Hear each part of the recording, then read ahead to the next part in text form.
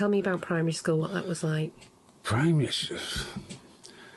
you know, all my school days were like, I only went for the social aspect. Carl Williams was Paul's best friend in primary school. Well, he was a good-looking kid, you see, so I never had a girlfriend at school. But Paul had a girlfriend all the time. All the girls was after him, so I used to go to their houses with him, you know, as a mate, just to like, and so yeah, he always had the girls after him. Always had a girlfriend. You know, he was like, he had the olive skin, he was a good-looking one, you see. Paul's mum actually taught at Paul and Shaun's primary school. They were as different as chalk and cheese, but they were very, very close when they were little. Funnily enough, that would be Sandra. Come and say hello to Angela. Where are you, Linda? I'm in the front room. Oh. Say hello to Angela. Want to say you as well? No, I'm being interviewed.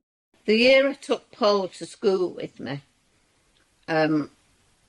Shaun was starting school, and it got to dinner time, and I said, right, I've got to go in the staff room now, but will you go outside and play with the other children?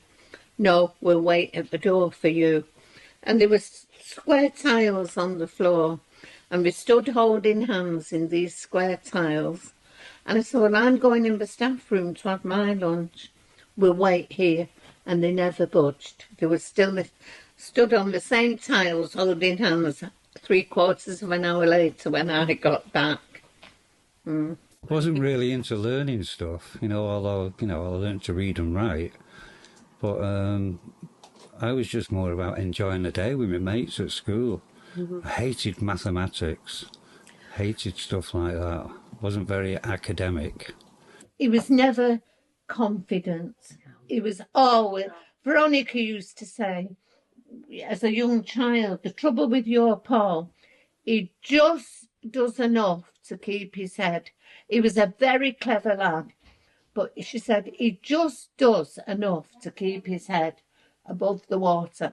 Linda's been friends with Sandra for more than 30 years, and Sandra also happens to be the mum of Gaz Whelan, the Mondays drummer. Hey, me and Linda could write a book about these tours, couldn't we? Oh, definitely. Oh, hey. Okay, well, tell me. No, we can't say anything now. So Oh, do you remember Birmingham? On Friday nights, stays on Yeah, Friday but nights. do you remember Birmingham? Oh, we nearly died. Literally. No, but I always said to you that you're very bright and very intelligent, but you've just not had a great education. That's my take on you. Like, you've got the basics in, like you've got that basic intelligence and sense of humour, but you obviously didn't really. You didn't go to school though from being about 14, did you? No, I had a job. So when I was 13, that's when I started wagging school. Wagging school is like skipping school.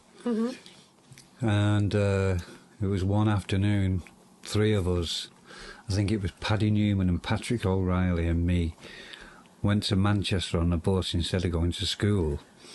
And I went round all the shops, clothes shops, asking if they had Saturday jobs. And I got one in this really good clothes shop, round the corner from the shop that I really wanted to work in, because that had all the cool, real cool stuff in called Gansgear. And I got a job round the corner from that. So at 13, I had this Saturday job. By the time I was 14, I wasn't going into school much.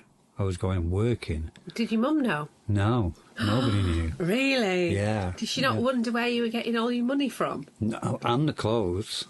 I was on a scam with the clothes. It was quite easy to hide stuff round the back of the shop and go back for it after the shop had closed. Oh.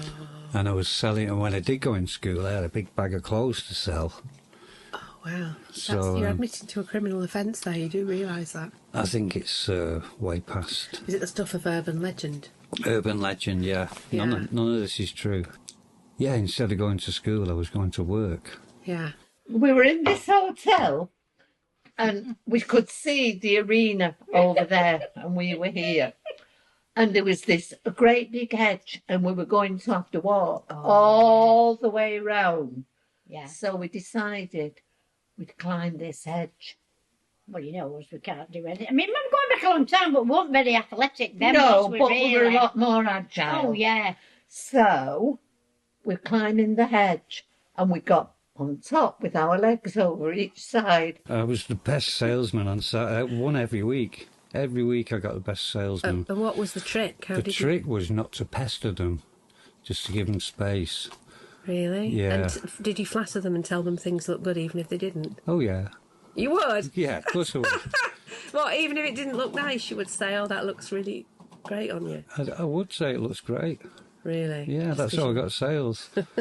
But the trick is not to go up and say, can I help you, can I help you, can I help you, can I get you this, get it? Just say, I'm here if you need any help, and give them space.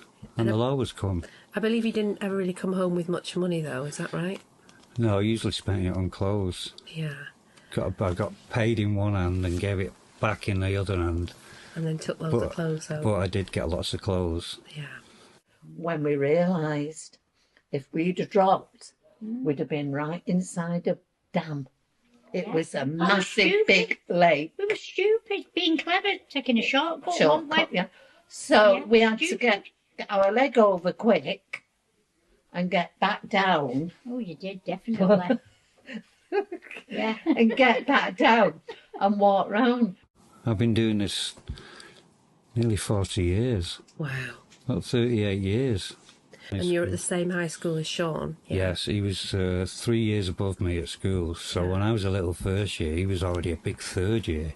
Right. You know, and when you're young like that, there's a big age difference. Right. How was it growing up until the point you were at high school? What was your relationship with him like? With up Shaun? until age 11, yeah. Pretty good. Although, he was a bit of a bully.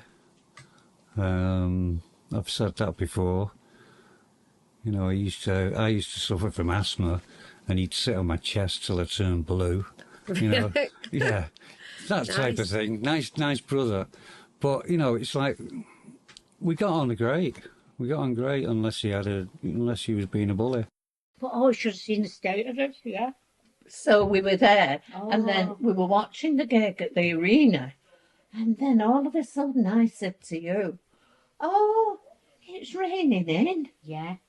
And it wasn't raining in. It was something very nasty. Yeah. What? Well, we were down below, and it's somebody up above. Couldn't be bothered going to the toilet. Go to the toilet. Oh, we had to get out of the way quick, didn't we? Yeah. What kind of things did you do when you were getting on great? Like, Probably playing records. really? Yeah. We always got records on a Saturday afternoon with our bands.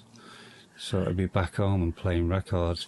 We'd go round to my Auntie Mary's house, where Matt and Pat Carroll lived.